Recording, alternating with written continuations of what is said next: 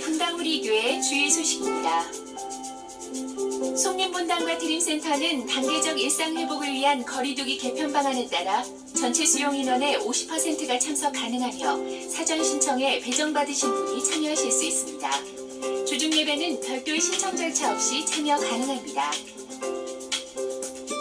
단계적 일상회복을 위한 거리두기 개편 방안에 따라 신방, 결혼, 장례를 진행합니다. 도움 및 신방을 원하시는 성도님들은 언제든지 각 교구 교역자에게 연락 주시기 바랍니다.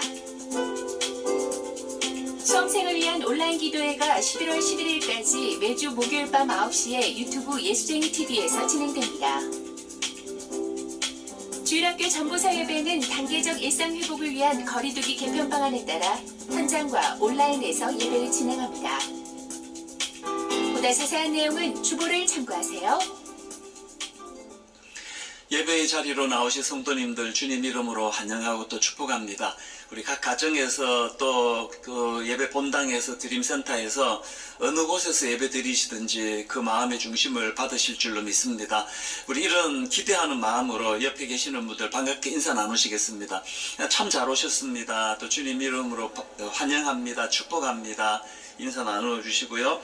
방금 영상으로도 그 광고가 나갔습니다만 이제 그 위드 코로나라고 해서 다음 주일부터는 이제 대면 예배가 이제 50%까지 허용이 된다고 합니다.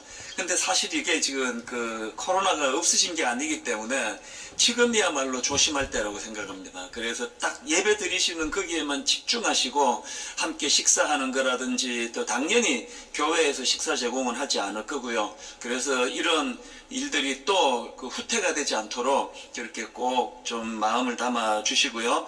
이제 홈페이지를 통해서 신청이 가능하니까 꼭 그렇게 신청해 주시기를 부탁을 드리겠습니다. 그리고 한 가지 양해를 좀 구할 말씀이 있는데요. 예전에는 이제 제가 1부부터 5부까지 뭐 말씀 전하고 찬양 인도하고 축도까지를 다 연결했었는데 지금은 이제 그렇게 되지가 않습니다. 그래서 지금 이제 3부까지를 대면 예배 인도와 설교를 하고 있는데 지금 4부, 5부는 이제 영상으로 이제 그렇게 대신하고 있습니다. 이게 이제 50%가 또 가능하고 이러니까 마음에 되게 죄송한 마음이 드는데요. 이게 제가 뭐 체력 관리를 잘 못해서 그런 것 같기도 하고 또 이제 나이가 들어가는 뭐 그 현상이기도 한데 막 지금 고민을 많이 하고 있습니다. 그래서 이거를 4부, 5부를 부교육자들이 돌아가면서 설교하도록 하는 게 옳은 건가? 아니면 지금처럼 영상으로 그렇게 하는 게 옳은 건가 잘 의논하도록 하겠고요. 기도 많이 해주시기를 부탁을 드리겠습니다. 그리고 1만 성도 파송 운동도 이제 코로나와 성도님들하고 이게 대면이 잘 안 되는 상황에서 서둘러 교회를 이제 개척하는 거는 옳지 않다. 수많은 목사님들이 다 그렇게 생각을 하고 있습니다. 그래서 이제 내년으로 이걸 이제 옮기기를 원하는데요. 뭐 변수들이 많으니까 이게 딱 지금 날짜를 못을 박는 건 계속 의논 중입니다. 기도 많이 해주시고 뭐 제 마음에는 아무리 늦어져도 하여튼 상반기는 넘기지 않으면 좋겠다는 생각을 갖고 있는데 뭐 그건 하나님 소관이니까요. 그래서 계속 기도해 주시고 우리 교역자들과 이제 좀 더 법이 허용하는 범위 안에서 좀 친밀하게 그래 관계가 잘 만들어지도록 피차간에 애써 주시기를 부탁을 드리겠습니다. 그동안 저희와 함께 사역했던 안민주 목사님, 이 안민주 목사님께서 부산 소명교회 그 담임 목사로 청빙을 받아서 가시게 됐습니다. 하나님 앞에서 참 충성을 다했던 종인데요. 이제 이 안민주 목사에 위해서 좀 기도해 주시는 건 또 저희들의 숙제인 것 같습니다. 그 교회가 살아나고 또 잘 준비된 종이 되어서 하나님을 기쁘게 하는 그런 사역을 펼치게 해달라고 기도 많이 해주시기를 부탁을 드리겠습니다. 이제 우리 하나님 말씀은 창세기 15장 7절부터 21절까지 말씀입니다. 오늘도 다 자리에서 일어나셔서 창세기 15장 7절부터 21절까지 한 절씩 교독해서 읽도록 하겠습니다. 7절입니다. 또 그에게 이르시되 나는 이 땅을 내게 주어 소유를 삼게 하려고 너를 갈대아인의 우르에서 이끌어낸 여호와니라. 그가 이르되 주 여호와여 내가 이 땅을 소유로 받을 것을 무엇으로 알리이까? 여호와께서 그에게 이르시되 나를 위하여 3년 된 암소와 3년 된 암염소와 3년 된 숫양과 산 비둘기와 집 비둘기 새끼를 가져올지니라. 아브라함이 그 모든 것을 가져다가 그 중간을 쪼개고 그 쪼갠 것을 마주 대하여 놓고 그 새는 쪼개지 아니하였으며 솔개가 그 사체 위에 내릴 때에는 아브라함이 쫓았더라. 해 질 때에 아브라함에게 깊은 잠이 임하고 큰 흑암과 두려움이 그에게 임하였더니 여호와께서 아브라함에게 이르시되 너는 반드시 알라. 내 자손이 이방에서 객이 되어 그들을 섬기겠고 그들은 400년 동안 내 자손을 괴롭히리니 그들이 섬기는 나라를 내가 징벌할지며 그 후에 내 자손이 큰 재물을 이끌고 나오리라. 너는 장수하다가 평안히 조상에게로 돌아가 장사될 것이요 내 자손은 4대 만에 이 땅으로 돌아오리니 이는 아모리 족속의 죄악이 아직 가득 차지 아니함이니라 하시더니 해가 져서 어두울 때에 연기나는 화로가 보이며 타는 횃불이 쪼갠 고기 사이로 지나더라. 그날에 여호와께서 아브람과 더불어 언약을 세워 이르시되 내가 이 땅을 애굽 강에서부터 그 큰 강 유브라데까지 내 자손에게 주노니 곧 겐 족속과 그니스 족속과 간몬 족속과 헷 족속과 브리스 족속과 르바 족속과 같이 읽습니다. 아모리 족속과 가나안 족속과 기르가스 족속과 여부스 족속의 땅이니라 하셨더라. 아멘. 자리에 앉아주시기를 바랍니다. 뭐 지금 우리나라에 이 인문학 열풍이 불고 있다 뭐 이렇게 말씀을 드려도 과언이 아닐 정도로 뭐 신간 서적을 봐도 그렇고 또 많은 그 인문학 그 인터넷 유튜브 강의를 봐도 그렇고 인문학에 지금 관심들이 굉장히 고조되어 있는 상황을 볼 수가 있습니다. 최근에 제가 이런 현상에 대한 강의를 들었는데요. 서강대 철학과 최진석 교수님의 강의였습니다. 이런 현상에 대해서 굉장히 저에게 메시지가 되는 그 포인트 하나를 제가 얻게 됐는데요. 이 현상이 흥미롭다는 겁니다. 아니 지금 대학에서는 인문학이 위기를 맞았다, 뭐 신문에도 나오고 오래전부터 지금 대학은 인문학이 위기를 맞았다 그런 분석들을 하고 있는데 어떻게 지금 인문학을 전문적으로 연구하는 사람들 세계에서는 이처럼 인문학이 위기를 맞았다 이런 분석이 나오는데, 인문학과는 상관없을 것 같은 기업인들 사이에서는 인문학 열풍이 부는 이유가 뭔가, 어디서 이런 현상이 일어나고 있는가, 이런 것들을 이제 설명을 하는 겁니다. 그 질문에 대한 답을 그 강의에서 하시는데요. 원래 학이라는 것, 인문학 할 때 배울 학, 이 학이라는 거는 정지해 있는 것이라는 겁니다. 세계는 지금 움직이고 있는데 이 학을 학으로만 다루는 사람은 멈춰 있기 때문에 나타나는 현상이다, 이런 설명을 하더라고요. 그러면서 분석하기를, 지금 이 불고 있는 인문학 열풍은 전문 연구자들에 의해서가 아니라 기업인들, 사업하는 기업인들에게서 주도적으로 일어나고 있다.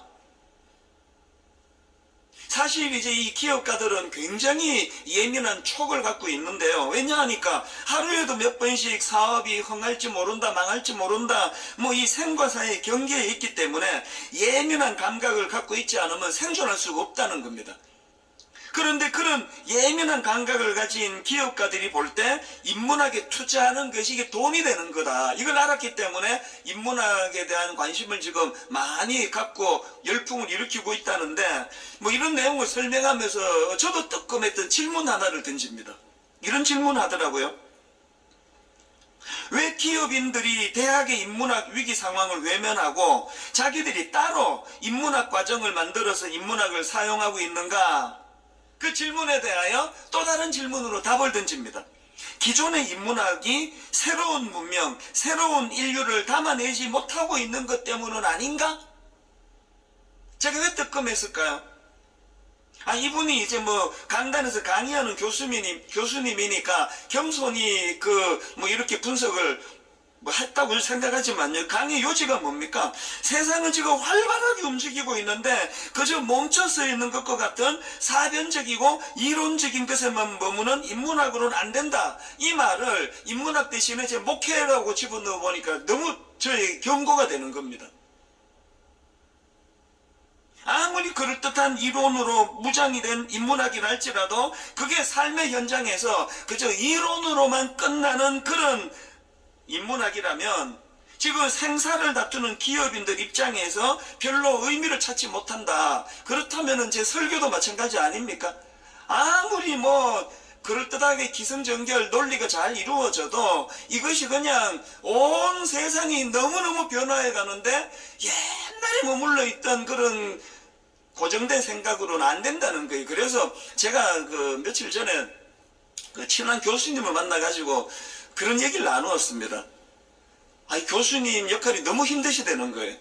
계속 매년 이제 더군다나 이제 공대 쪽은요, 이게 발전이 기술 발전이 어마어마하게 일어나기 때문에 매년 공부해야 된대요. 그래서 제가 농담으로 이런 이야기 했습니다. 그런 점에서는 목사가 좋습니다. 절대로 성경 안 바뀌고 한 번만 공부해 놓으면은 죽을 때까지 이거를 써먹을 수 있어요. 그랬더니 다 웃었는데, 물론 농담이지만요, 그건 농담이에요. 그게 제 진심이라면 저는 목사 자격이 없습니다. 성경은 바뀌지 않지만 오늘 이 성경을 대하는 성도님들은 너무나 급변하는 그런 세상을 살아가기 때문에 그 교수님 이상으로 시대의 변화와 흐름을 가지고 어떻게 해서든 하나님 말씀이 오늘 이 시대를 살아가는 성도님들에게 실제적인 힘이 되도록 할 것인가, 이 고민이 늘 이제 설교자에게 있기 때문이에요. 그래서 저는 젊은 신학생들에게 항상 이야기합니다. 두 가지 균형을 신학대학은 3학년 때 반드시 이루어내야 된다. 첫째, 체계적인 신학 공부를 이루어야 된다. 교리 공부해야 된다. 진짜 게을리하면 안 된다. 그래서 우리 교회 교육 전사님들한테 방학 때 교회 일 어지간하면 안 시키기를 원해요. 공부해야 되거든. 방학 때 보충해야 되거든요. 신학 공부 제대로 안 하면 우리 기독교가 이게 뼈도 없는 오징어 같은 종교면 되겠느냐. 철저한 하나님에 대한 정확한 학문이 우리가 머릿속에 습득이 돼야 제대로 목회한다. 이걸 제가 강조하고요. 그런가 하면 또 하나 강조하는 게 뭐냐, 그렇게 신학을 잘 배우는 것 이상으로 더 중요한 게 뭐냐, 이론으로 끝나지 않도록 신학생 시절에 하나님을 많이 경험해야 된다. 지식으로만 아는 그런 하나님이 아니라 실제 삶 속에서 역사하시는 하나님. 오늘 나의 고민을, 오늘 내가 갖고 있는 이 두려움을, 오늘 내가 가지고 있는 이 고민을 여기 계시고 거기 계시며 말씀하시는 하나님, 응답하시는 하나님, 그 하나님을 경험해야 된다. 옛날 어른들은 은혜를 누리기 위해 가지고 밤새도록 이 소나무 하나 뽑힐 때까지 내가 기도한다, 그런 각오로 하나님 앞에 매달리던 때가 있었지 않습니까? 이게 신학생들에게만 해당될까요? 오늘 여러분 어떠십니까? 모태신앙? 오래 교회를 다니고 교회의 중직자 여러분들이 여러분의 삶 속에서 이 인문학 열풍을 주도하는 것은 학자들이 아니라 기업가들이다. 이 생과 사를 가늠하는 그 기업가들이 삶의 현장에서 이 인문학을 배워야 되겠다고 그렇게 말해서 대학교에서는 지금 인문학이 지금 뭐 추구하고 있다, 그런 쪽으로는 상관없이 살기 위해서 하는 인문학 공부를 하고 있다. 아까 그 강의가 왜 제게 도전이 됐겠냐고요. 그저 교회 왔다 갔다 하고 뭐 코로나19라서 지금 뭐 교회 못 오고 이런 걸 뛰어넘는, 오늘도 살아계신 하나님을, 인격적인 하나님을 내가 만나야 살아요. 그 하나님과 교제해야 내가 산다는 겁니다. 우리가 추구해야 되는 것은 학문으로서 하나님, 성경에 있는 그 어떤 지식적인 하나님을 뛰어넘는, 오늘도 살아계신 하나님, 이 위기 속에서 생명력으로 다가오시는 그 하나님을 우리는 절박한 마음으로 만나야 된다는 겁니다. 그래서 여러분 오늘 이 시대야말로 고린도전서 1장 18절, 십자가의 도가 멸망하는 자들에게는 미련한 것이요 구원을 받는 우리에게는 하나님의 능력이라. 이 하나님의 능력을 경험하지 않고는 절대로 우리가 기독교인 행세하며 살 수 없는 시대 아닙니까? 제가 몇 주 전에 소개해드렸던 그 막국수집 사장님 이야기나 그 다음에 소개해드렸던 덕양중학교 교장 선생님 이야기나 다 같은 이야기예요. 이 두 분의 공통점은 절박함이에요. 절박함. 서울에서 큰 식당을 했다가 다 그거 빚지고 그렇게 하고 망해가지고 이제 이 변두리로 와서 거기에 빚내가지고 식당을 했는데 여기서 마저 식당이 잘 안되면 우리 끝이다. 막 그 절박함. 덕양중학교 교장 선생님도 마찬가지 아닙니까? 이제 이게 뭐 자꾸 이사가고 그래가지고 이게 지금 폐교가 될지 모르는 그 위기감 속에서 늘 하던 대로 해갖고는 안 된다. 이 절박함이 그것들을 회복시키는 열매가 된 거 아닙니까? 제가 이런 상상을 해봤습니다. 만약에요, 그 막국수집 사장님 여자분이거든요. 막국수집 사장님하고 덕양중학교 교장 선생님하고 자리를 바꿨다면 어땠을까? 막국수집 사장님이 덕양중학교 교장으로 부임하시고 덕양중학교 교장 선생님이 막국수집 사장님이 됐다면 어땠을까? 글쎄요, 바꿔도 성공할 것 같은데요. 왜? 원리는 같으니까요. 오늘 여러분 삶에 대하여, 그리고 여러분이 믿는 그 하나님에 대하여, 또 여러분이 갖고 있는 그 신앙에 대하여 여러분 이런 절박함이 있습니까? 이 하나님에 대하여 한번 매달려 알아야 될 거 아닙니까? 이게 우리 영혼이 달려있는 문제인데요. 지금 살펴보고 있는 창세기 15장도 마찬가지입니다. 지난주에 살펴보지 않았습니까? 15장 1절에서 하나님께서 아브라함아 두려워하지 마라. 나는 너의 방패요 너의 지극히 큰 상급이니라 그랬더니 이게 듣기 따라서 엄청 무엄한 소리를 하네요.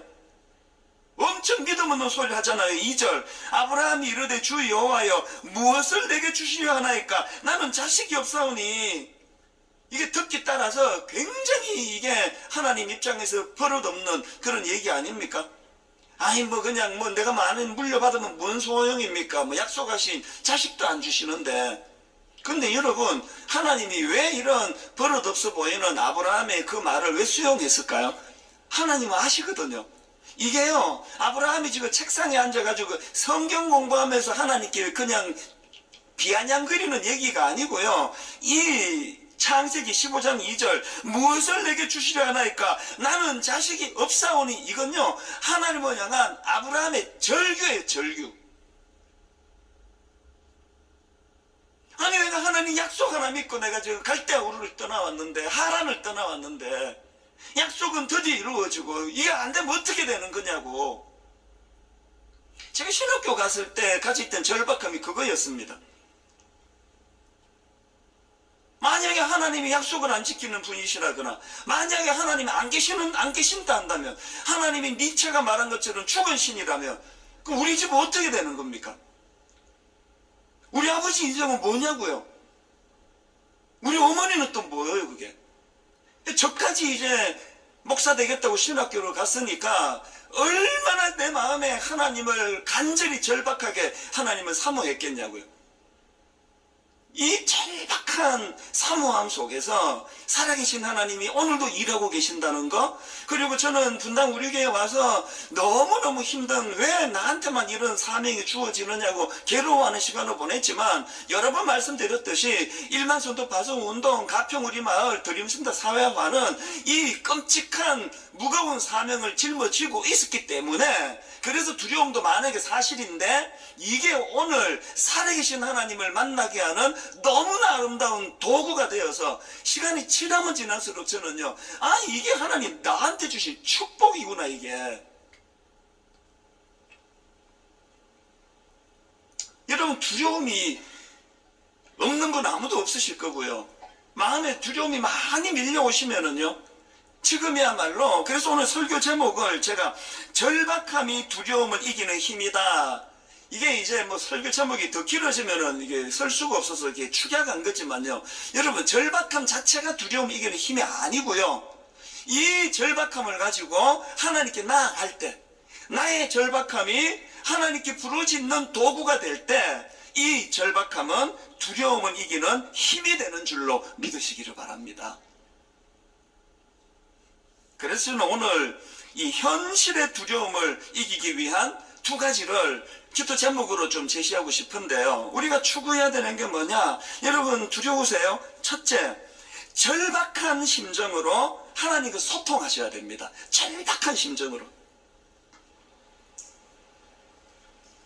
제가 지난 8월 말에 이제 2학기가 시작되는 준비를 하면서 전 교역자들에게 이제 1일 교역자 수련회를 가지면서 제가 이 프로를 한번 꼭 좀 봤으면 좋겠다. 골목식당이라는 프로에, 그게 며칠째인지는 제 기억을 못합니다. 여름에 나온 골목식당의 프로를 모든 교역자가 다 보고 영적으로 이걸 한번 돌아봤으면 좋겠다. 그렇게 제가 권면을 했습니다. 숙제를 내준 적이 있습니다. 그 프로의 이 골목식당에 보니까요, 닭갈비집 식당이에요. 이제 엄마하고 이제 아들하고 이제 같이 이걸 하는데, 주로 이제 그 아들이 뭐 운영을 하기로 해놓고는 제가 보니까 아직 어려요. 나이도 어리고 좀 철이 없고, 그래서 이게 그냥 식당을 하는데 일은 엄마만 다 하고요. 뭐 맨날 그 식당에 친구들 들락날락거리고, 그리고 벽에다가 여러분 다트 게임 아시죠? 이렇게 둥그런 거 벽에다가 그거 달아놓고는요, 계속 이제 그 화살로 그 점수판에다가 던지는데, 보니까 뭐, 이건 뭐 완전 선수예요. 막 얼마나 잘 던지는지. 뭐 하루 종일 연습하는 거예요, 그냥. 그래서 이제 막 백종원 씨한테 막 엄청나게 혼납니다. 이게 뭐냐고, 막 청소도 안 해가지고요. 막 지저분하고 막 으아 소리를 지를 만큼 그렇게 어지럽혀 놓고, 그래서 이제 엄청나게 막 얼마나 심하게 야단을 치는지, 뭐 그 엄마도 우시고, 아들 보니까 얼마나 짠하겠습니까? 본인도 울고. 그래서 이제 뭐 이 백 대표가, 백종원 씨가, 이분은 뭐 음식 요리 만들 이쁘다, 하여튼 기초가 중요하다 그러잖아요. 청결, 이게 다 치우고 청소하라고 숙제를 내주고 갔는데요, 안 해요. 또 친구들 오니까 나가고 그러더니요, 이 청소를 시작하는데, 이제 그 방송국에서 이제 이렇게 그 CCTV를 달아놓지 않습니까? 근데 이 사람이 요즘 기계가 얼마나 발달된 거를 모르는 거예요. 요즘 이게 녹화만 되는 게 아니라 말소리, 녹음이 다 되는데, 그거를 모르고는 마음의 이야기 막 하는 겁니다. 이런 얘기를 해요. 이 주변 사람한테 이제 청소하면서, 아, 지금 카메라가 돌아가고 있어서 카메라 앞에 있는 것만 닦고 있어요. 막 그런 이야기를 하고요. 결정적인 한마디, 이게 소리가 녹음되는지를 모르고 했던 말이 뭐냐? 아까 자기가 이제 막 백종원 씨 앞에서 울고 했던 그 얘기를 하면서 뭐 엄마도 울고 저도 방송용 눈물 좀 흘리고 이게 다 나간 겁니다. 그 다음 주에 이제 진짜 민망하다. 저는 이제 틈틈이 그 골목식당을 보거든요. 저는 그 백종원 씨를 목회 멘토라고 생각하고 제가 이제 그 영적으로 이 식당이라 생각하고 저를 돌아보거든요. 근데 이분이 이렇게까지 화를 내시는 거나 처음 봤습니다. 정말 무섭게 화를 내더라고요. 그랬더니 이제 정말 이제 정신이 번쩍 들은 것 같아요. 눈물을 많이 흘리고 그리고 나서 이제 신용이 아니라 진짜 이제 나중에는 막 음식도 달라지고 굉장히 맛집이 됐습니다. 제가 월요일만 되면 이제 쉬는 날 진짜 지금도 계속 정신 차려야지 한번 가서 먹어봐야지 그러고 싶은데 좀 멀어서 안 가고 있습니다. 왜 이걸 제가 2학기 시작하면서 전체 교역자들이 다 이거를 보고 한번 영적으로 돌아봤으면 좋겠다 그랬을까요? 우리 목회자들이 기도해야 하는데 기도해야죠. 예배 드리는데 참여해야죠. 모든 건 다 하는데 이게 아까 그 청년처럼 건성건성 마음이 담겨져 있고 뭐 카메라 돌아가는 데만 닦으면 되지 뭐 이런 식으로 하면은 영혼이 다 죽는다는 겁니다. 여러분 이게 우리 목회자들만 그런 게 아닙니다. 오늘 여러분 오래 예수 믿었다 하지만 중직자다 하지만 마음에 그런 긴장감이 사라져버린 분, 마음에 절실함이 없는 분, 무슨 조언을 하든지 그 면전에서 그냥 끄떡끄떡 잘 듣는 척하고 어떤 변화도 없는 분, 이게 진짜 위기라는 걸 아셔야 돼요. 그 청년이 왜 그렇게 건성건성으로 했을까요? 왜 청년이 그렇게 건성건성으로 했느냐? 그 가게를 살려야 되겠다는 절박함이 없기 때문입니다. 오늘 지금 한국교회가 위기라 그러지 않습니까? 청년들이 지금 교회를 떠난다 그러는데 그 청년들이 여러분 아들이잖아요. 여러분 딸이잖냐고요. 오늘 우리가 진짜 회복해야 되는 건 이 절박함입니다. 여러분 잘 아는 그 성경에 나오는 에스더라는 여성이요. 지금 자기 민족이 절체절명의 위기에 처한 상황에서 그가 보여주었던 절박함 다 아실 텐데 이 구절이요. 에스더 4장 16절. 당신은 가서 수산에 있는 유다인을 다 모으고 나를 위하여 금식하되 밤낮 3일을 먹지도 말고 마시지도 마소서. 나도 나의 시녀와 더불어 이렇게 금식한 후에 규례를 어기고 왕에게 나아가리니 죽으면 죽으리이다. 하나님은요 이 가녀린 이 여성의 절박함을 보시고 그 민족을 구하시는 분이세요. 여러분 어떤 문제 때문에 이런 기도 부탁을 누구에게 한 번이라도 해본 적 있습니까? 3일을 우리 교회를 위하여 금식기도 좀 해주세요.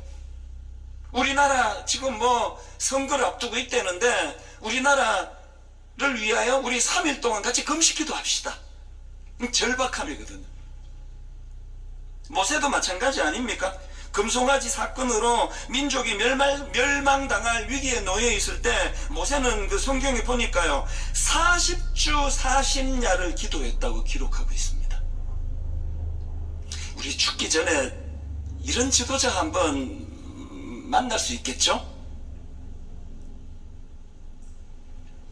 그런가 하면은 삼손, 세상에 하나님 주신 그 놀라운 수많은 재능과 은사들을 여자 밝히고 쓸데없는 데다 쏟아버린 인간. 그래가지고 그냥 비참한 인생이 되잖아요. 두 눈 뽑히고 절망에 빠져 있을 때 그때 삼손이 깨닫고 절박하게 구했던 기도 기억나시죠? 사사기 16장 28절.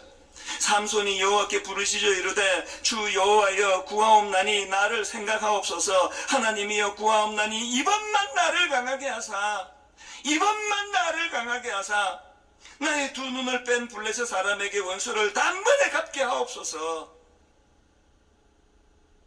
그 엄청난 힘과 능력을 갖고 있을 때는 이런 절박함이 없었기 때문에 다 거비하고 다 거비해버렸지만 그러나 여러분 힘을 잃어버린 그런 상황이지만 그 상황을 인식하고 이번만 나를 강하게 하사라고 절박하게 부르짖을 때 하나님 너 기회 끝났어 없어 안 들어줘 이러시는 분이 아니십니다.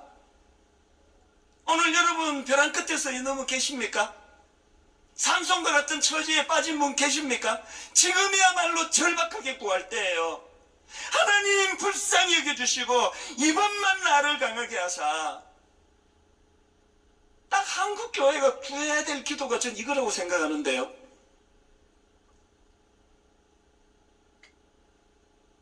마음에 두려움이 밀려올 때 절박한 마음을 가지고 그것을 가지고 주님 앞으로 나아가는 그런 교회, 그런 성도님들 되시기를 바랍니다.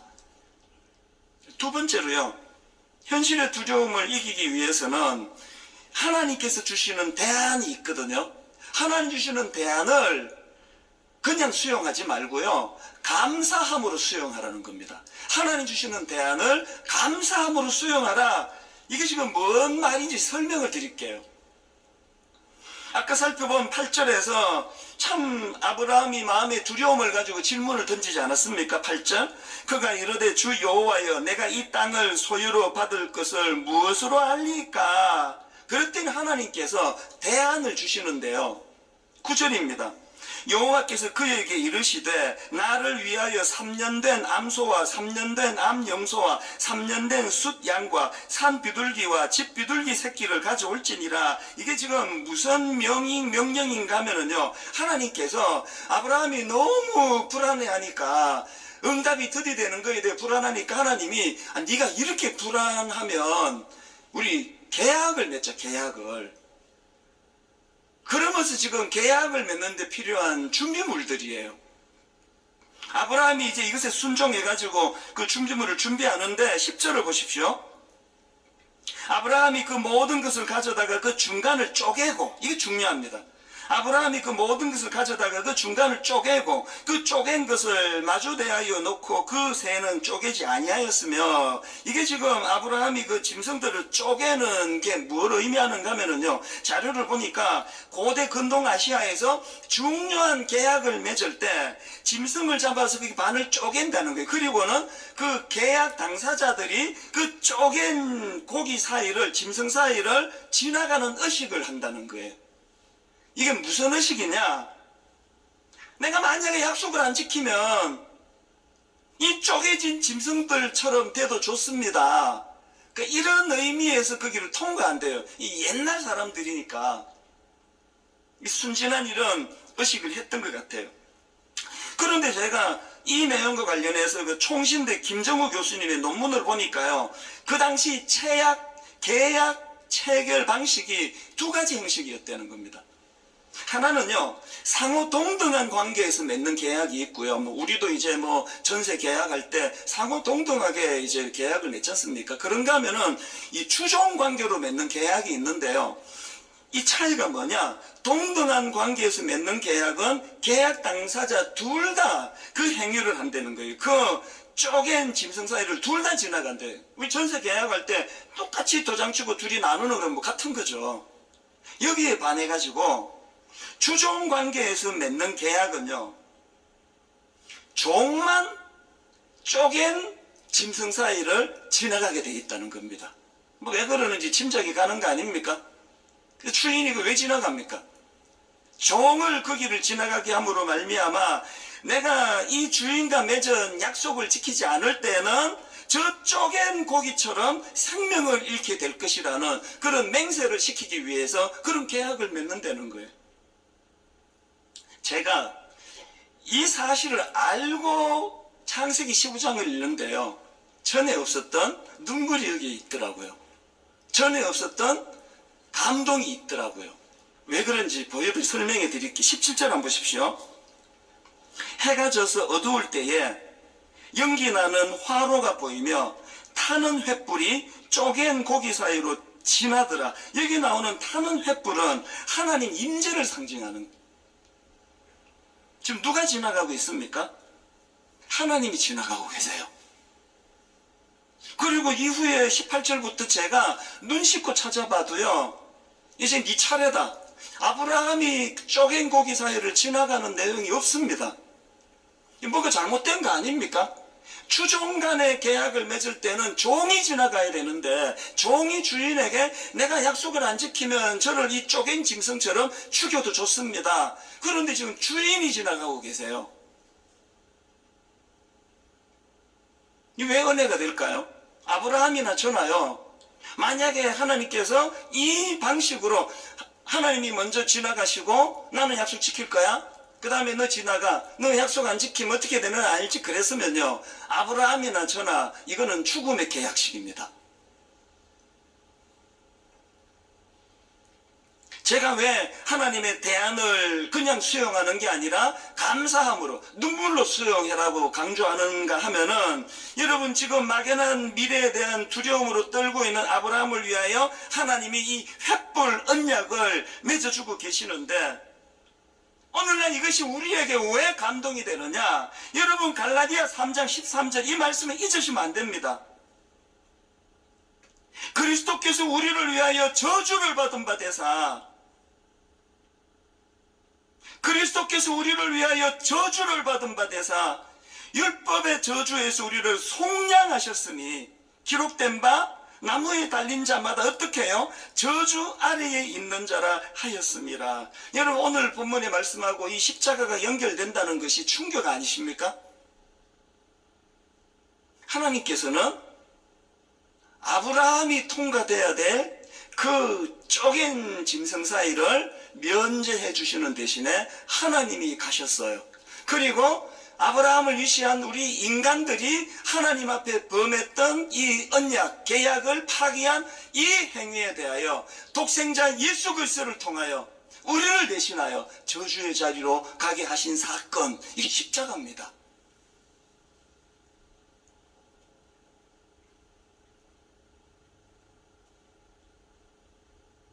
앞에서 지금 설교한다고 뭐라고 떠들어대고 있는 이찬수 목사, 목회한다고 19년째 이 귀한 교회에서 성도님들을 섬길 수 있는 명분을 갖게 되는 그 모든 출발점이 여기서부터 시작이 되는 거예요. 자격 없는 저에게. 저나 여러분의 모든 출발이요. 그래서 지금 아브라함이 그 불안과 두려움으로 언제 궤도 이탈할지 모르는 그 아브라함에게 하나님이 이 놀라운 횃불 언약식을 거행해 주심으로 말미암아 끝내 참 가야 될 그 길을 묵묵히 가도록 도와주시는 그 하나님. 제가 이 찬양이요,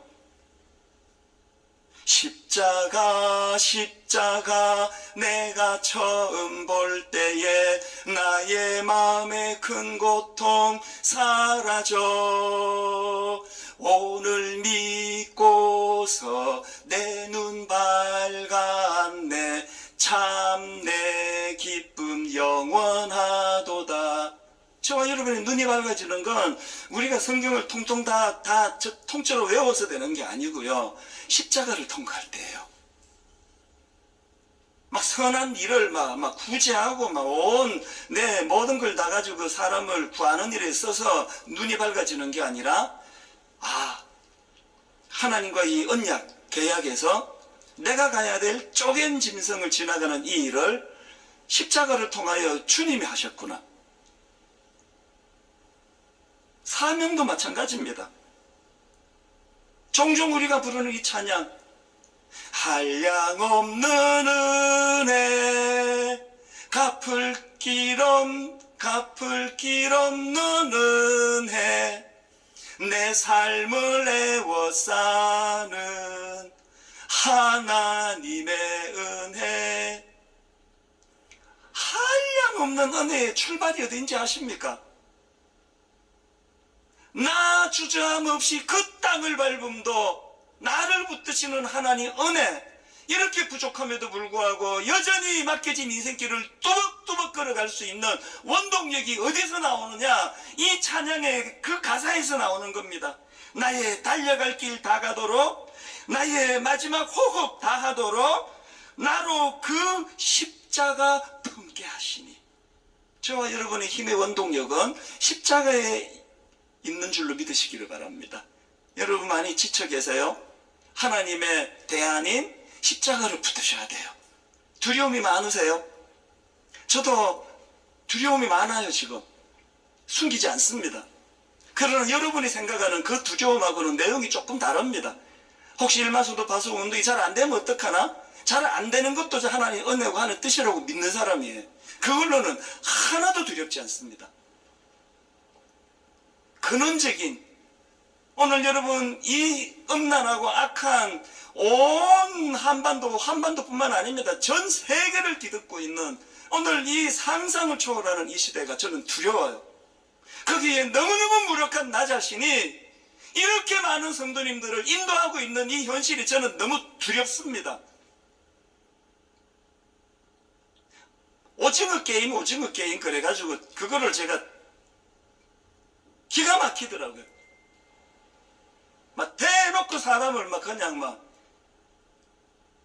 아무 잘못도 없는 사람 막 죽이고 이런, 오죽하면 미국에서 이제 애들 이거 절대 보여주면 안 된다 이런 지침이 나오겠냐고요. 이게 막 전 세계에서 그거 나올 때 1위 제일 많이 보는, 모두가 다 지금 황폐해 있는, 저 그게 두려워요.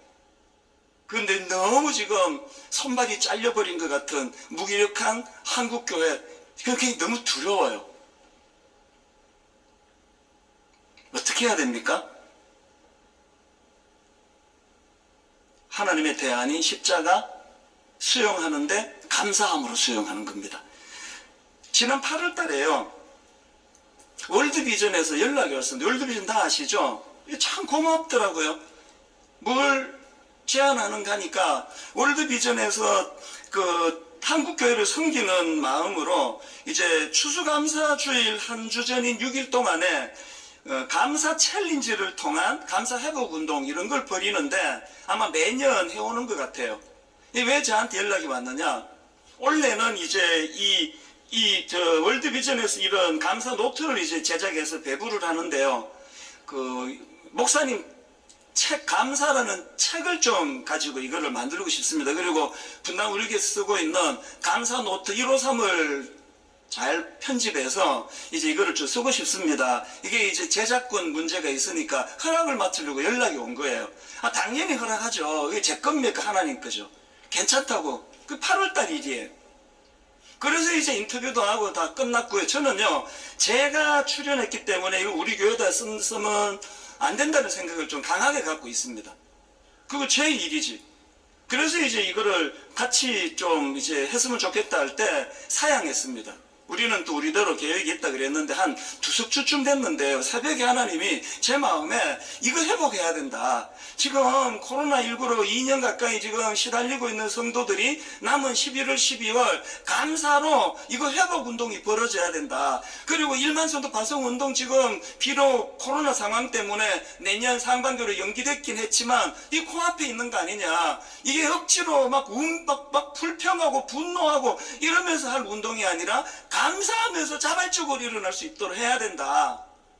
그래서 제가 연락을 했어요. 다시 월드비전. 그랬더니요, 진짜 고맙습니다. 이 책자를요, 한국 교회를 위해서 원하는 교회마다 배부해 주려고 10만 부를 제작을 했대요. 그리고 저희 교회 뭐 성도가 작지 않은데요, 넉넉히 쓸 만큼 무료로 다 보내줬습니다.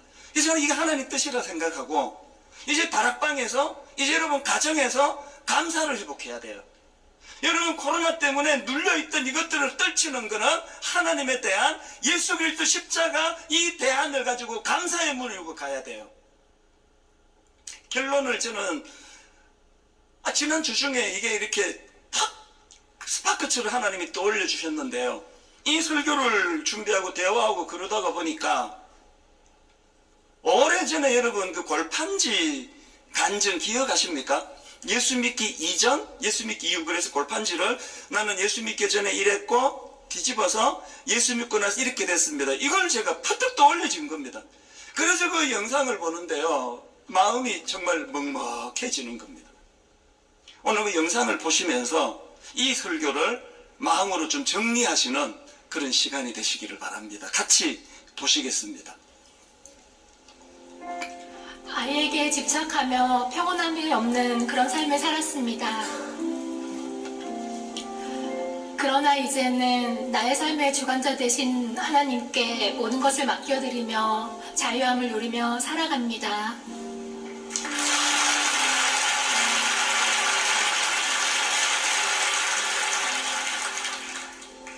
부모님께 대들며 방문을 꽝 세게 닫았던 나였습니다. 그러나 이제는 방문을 살살 닫고 있습니다. 엄마, 사랑해요.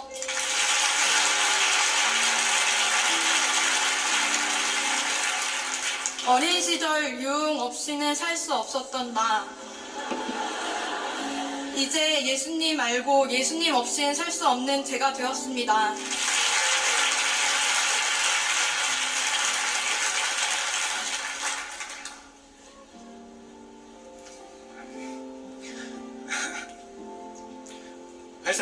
회사 부도와 빚 보증으로 인해 신용 불량자가 되었습니다. 그리고 지체 장애자가 되어서 삶의 희망을 잃고 자살 충동에 시달렸습니다. 만남의 축복과 공동체의 보살핌 아래서 다시 희망을 찾고 뚜렷한 목적을 가지고 살게 되었습니다.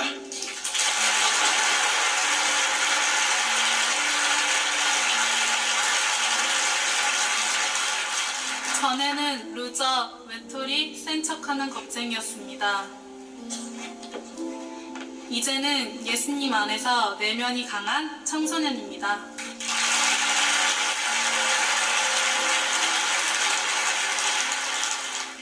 술과 유흥으로 공허함을 달래던 나, 예배의 기쁨과 감격으로 만족을 얻게 되었습니다.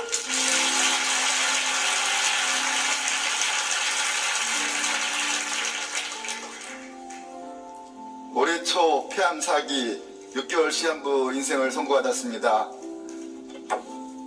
그러나 저는 분당 우리교회 앞으로 7년을 함께 꿈꾸고 있습니다.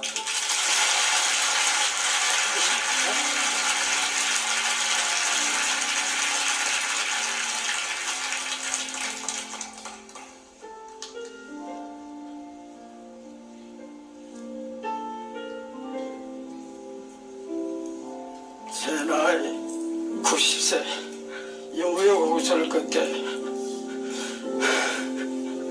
분당 교회는 너의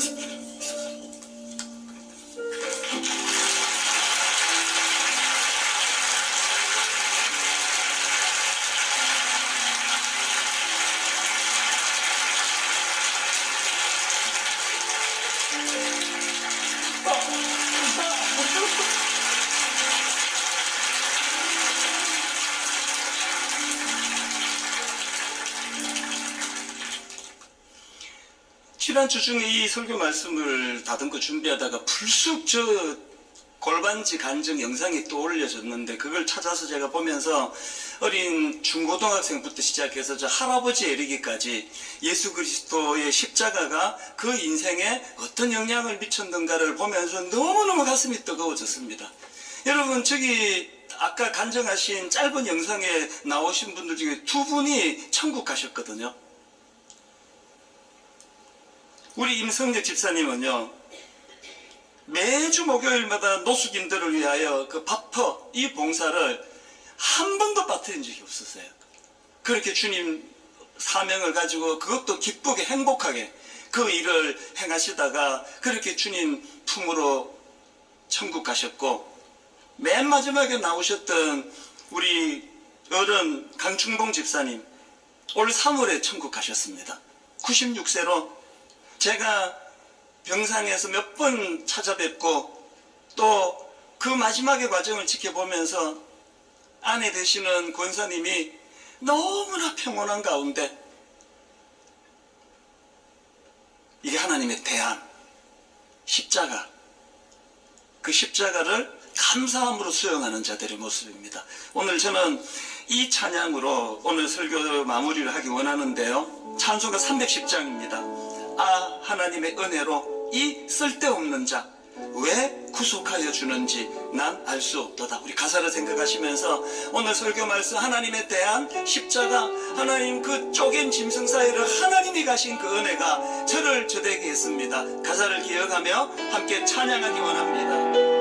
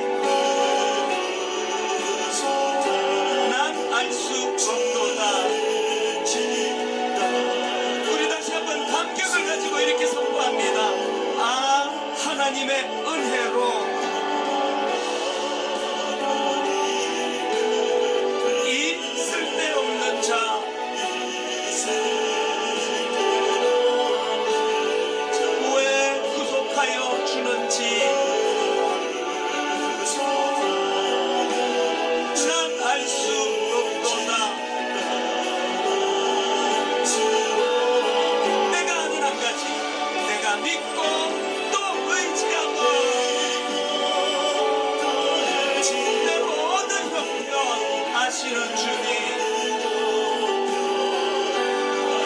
늘 보호해 주실 것을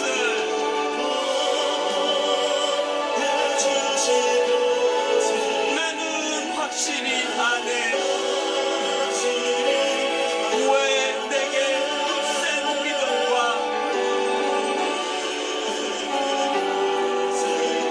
또 복음 주셔서 마음에 두려움이 있을 때 주님의 십자가 앞으로 나아가기 원합니다. 내 마음이 항상 편한지 난 알 수 정도다. 내가 아는 한 가지, 내가 믿고 또 의지하고 내 모든 형편 아시는 주님, 늘 보호해 주실 것을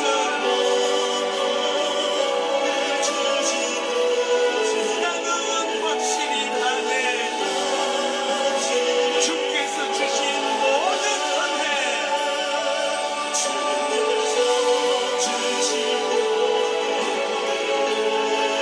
나는 말할 수 없네. 내 영혼 즐거이 주 따르렵니다.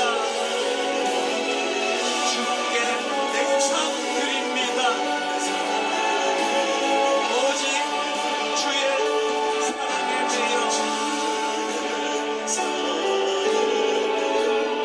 내 영 기뻐 노래합니다. 이 소망의 언덕 기쁨의 땅에서 주께 사랑 드립니다. 십자가로 말미암아 오직 주의 임재 안에 갇혀 살아계신 하나님을 만나고 대면하기 원합니다. 내 영 기뻐 찬양합니다. 이 소명의 언덕 그 한 땅에서 주께 경배 드립니다. 주께서 주신 모든 은혜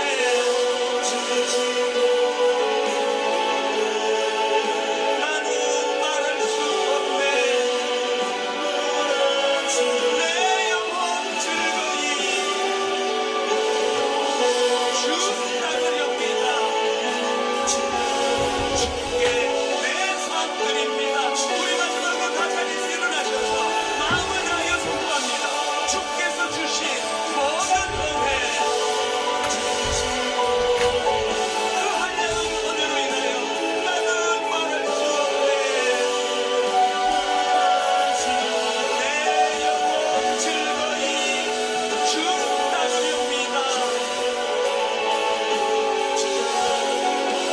주께 내 삶 드립니다. 주신 말씀 가지고 하나님 붙들고 기도하기 원합니다. 아버지, 두렵습니다. 불안합니다. 현실의 파도가 엄습합니다. 아버지, 이 두려움이 하나님 만나는 재료가 되고 도구가 되게 하여 주시옵소서. 하나님에 대한 십자가 아버지 감사함으로 감격함으로 받아 내 인생의 변화를 허락하여 주시옵소서. 한 목소리로 같이 기도하시겠습니다. 살아계신 하나님 아버지, 내 은혜를 감사함으로 감격함으로 아버지 올려드리기 원합니다. 하나님 아버지, 우리 인간의 두려움을 하나님으로 바라보시기 원합니다. 하나님, 우리가 하지만 내 두려움을 주님의 십자가로 가져가는 도구가 되게 하여 주시옵소서. 하나님, 주님과 맺어지는 그 십자가를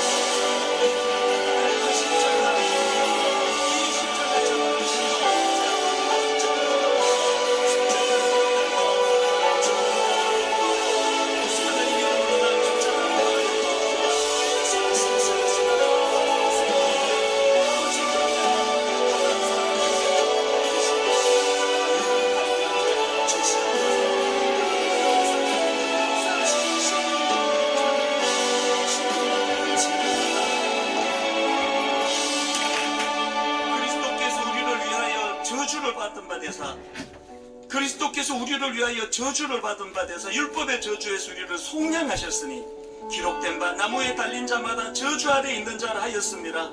오 하나님 아버지, 우리가 당해야 될, 우리가 겪어야 될 그 모든 저주를 주님이 십자가로 다 가져가셨기 때문에 어떤 경우라도 하나님 우리는 저주받은 인생이 아닙니다.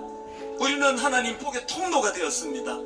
사단이 끊임없이 우리를 열등감의 자리로 몰고 가려고 할 때, 사단이 끊임없이 우리를 죄책감의 자리로 몰고 가며 너는 저주받은 인생이라고 속삭일 때에 아버지 십자가를 내밀면서 아브라함이 주종의 관계 종으로서 그 쪼개진 짐승을 통과해야 되는 죽음의 언약식을 해야 되는 그 상황에 하나님이 그 길을 지나가셨다는 이 감격이 우리 삶에 놀라운 감사가 되고 또 뚜벅뚜벅 길을 걸어가게 만드는 능력이 되고, 누가 나를 뭐라고 함부로 판단하고 정죄한다 할지라도 나는 저주받은 인생이 아니라 십자가로 하나님의 복의 통로가 된 존재, 나는 복이 된 존재라고 선포할 수 있는 그 은혜의 길로 인도하여 주시옵소서. 우리 주 예수 그리스도의 은혜와 하나님 아버지의 다함없는 사랑과 성령님의 감동, 감화, 위로교통 충만하심의 역사가 오직 십자가 그 하나님 뜨거운 사랑의 정신에 매여 맡겨주신 삶이 힘들지만 두려움을 떨치며 뚜벅뚜벅 걸어가기로 결단하며 다짐하며 예배하는 모든 주의 자녀들 머리 위에 지금부터 영원토록 함께 하시기를 간절히 축원하옵나이다. 아멘.